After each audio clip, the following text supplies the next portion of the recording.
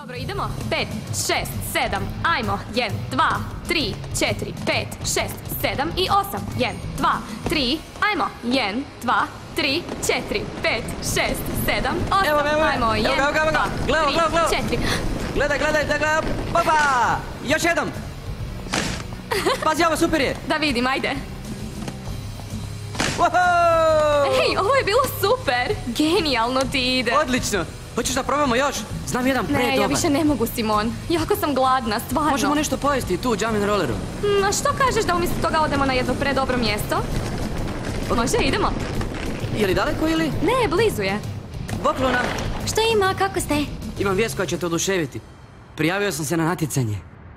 O, baš super, čestitam. Sve u redu? Da, sve je u redu. Luna, znam te bolje od ikog i znam da te nešto muči. Dobro, dogodilo se nešto grozno u vili. Meni možeš sve reći, to znaš. Da, hvala Simon.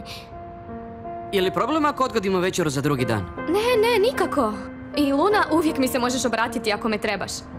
Simon, trebam te nešto, možeš doći, molim te? Ostani tu, Luna, stižem. Da.